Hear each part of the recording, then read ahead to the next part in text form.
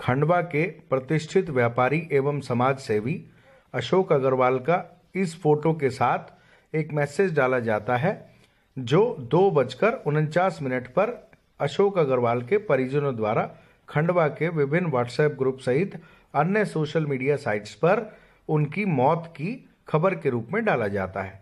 यह आप मैसेज में देख सकते हैं। उनकी मौत की खबर व्हाट्सएप ग्रुप पर कुछ इस तरह उनके परिजनों द्वारा दी गई।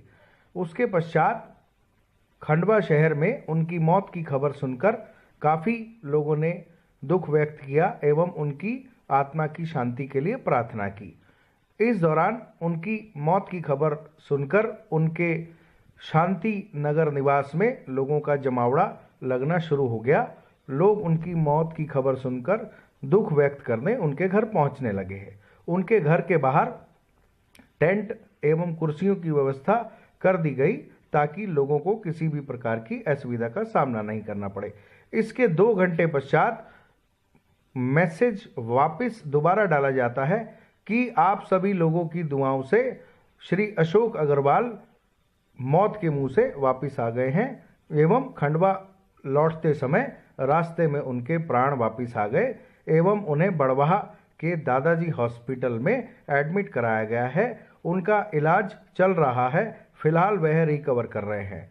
इस तरह के मैसेज डलने के पश्चात लोगों में तरह तरह की चर्चा शुरू हो गई।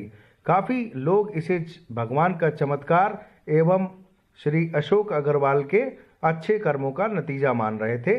लोगों के अनुसार अशोक अग्रवाल दान धर्म किया करते थे एवं गरीब लोगों की बहुत मदद किया करते थे। किसान लोगों के हक के लिए उन्होंने एक व्यापारी के तौर पर बहुत लड़ाई लड़ी है।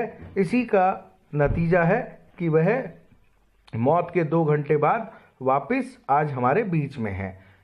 इस दौरान दादाजी हॉस्पिटल बड़वाह में उनकी इस खबर की जानकारी लगते ही उनको चाहने वाले लोगों का जमावड़ा दादाजी हॉस्पिटल में लगने लगा। उनके परिवार से जब इस संबंध में बात की गई तो उनके परिवार के लोगों का कहना था कि अभी हम बाबूजी के इलाज पर ध्यान दे रहे हैं, फिलहाल इस संबंध में हम कुछ नहीं कह सकते। यह जो आप वैन देख रहे हैं यह एम्बुलेंस है। इसी एम्बुलेंस के मार्फत उन्हें दादाजी हॉस्पिटल में भर्ती कराया गया। यह आप देख सकते हैं कि लोगों का जमावड़ा हॉस्पिटल में लगा हुआ है। उनसे मिलने और उनका हालचाल लेने वालों की काफ़ी ज़्यादा लंबी लाइन वहाँ लगी हुई थी। इससे फिजिशियन कार्डियोलॉजिस्ट और यहाँ का सीईओ भी हूँ। मिस्टर अशोक अग्रवाल आज दोपहर को 4:15 बजे हमारे हॉस्पिटल में आए। आते से उनको कार्डियो रेस्पिरेटरी अरेस्ट में आए थे।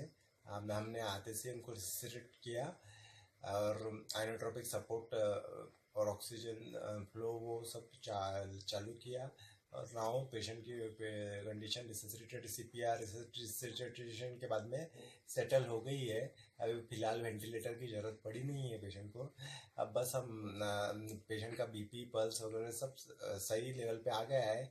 अब जस्ट हम उसका आउटपुट की वेट कर रहे हैं कि 24 घंटे में कितना आउटपुट आता है, क्योंकि रीनल फंक्शन डिरेंज है। बस आउटपुट आ जाए तो हमारी उम्मीद की किरण जग जाएगी। बस साहब, नयन एग्रो वाले जो अशोक अग्रवाल साहब हैं उनके संबंध में जानकारी निकल कर आ रही है कि इंदौर में उनके ट्रीटमेंट के बाद डॉक्टर ने उन्हें डेथ जो है घोषित कर दिया था, परंतु रास्ते में खंडवा लौटते समय बड़वा के आसपास उनकी पल्स लौट आई और उन्हें हॉस्पिटलाइज किया गया है। इस संबंध में मैं आपसे जानना चाह रहा हूं कि क्योंकि आप चैम्बर ऑफ कॉमर्स के चेयरमैन हैं और वो चैम्बर के एक बड़े सम्माननीय सदस्य भी रहे हैं, तो इस संबंध में आपको क्या जानकारी? जी हाँ जी, अशोक जी अग्रवाल हमारे चैम्बर ऑफ कॉमर्स के हमारे एक कार्यकारिणी सदस्य थे और शहर के एक बहुत ही प्रतिष्ठित उद्योगपति हैं वो। और उनके बारे में हमको चैम्बर ऑफ कॉमर्स का हमारा एक व्हाट्सएप ग्रुप है जिसमें हमारे सचिव द्वारा यह सूचना दी गई, जो कि उनके सामाजिक संस्था में भी है। उन्होंने ऐसा बताया कि उनका इंदौर में एक निजी अस्पताल में देहांत हो गया है और उनको खंडवा ला रहे हैं। उसके कुछ समय बाद ही एक सूचना और मिली कि कल सुबह 10 बजे उनकी अंत्येष्टि का कार्य रखा गया है। वो सूचना हमें लायंस क्लब के भी उनके छोटे भ्राता सदस्य हैं, उससे भी और चैम्बर ऑफ कॉमर्स के ग्रुप से भी हमें यह ज्ञात हुआ। लेकिन उसके कुछ ही 1-2 घंटे बाद एक फिर से समाचार आया जो कि सुनने में बड़ा आश्चर्यजनक था कि खेड़ी घाट के पास में उनकी पल्स वापस लौट आई है और वहाँ के वो दादाजी अस्पताल में भर्ती हैं। इसी संबंध में उनके एक परिचित, उनके परम मित्र दीपक दलाल है, उन्होंने मुझे फ़ोन पर ऐसा बताया कि उनके स्वास्थ्य लाभ के लिए पंडित वहाँ पर उनके महामृत्युंजय का जाप कर रहे हैं और संयोग की बात है कि वहीं खेड़ी घाट के नज़दीक वो उस अस्पताल में उनको पल्स वापस आई और वहाँ पे अपना स्वास्थ्य लाभ ले रहे हैं। मैं ईश्वर से कामना करता हूँ कि वो उनको स्वस्थ हो जाए और उनके दीर्घायु होने की कामना करता हूँ।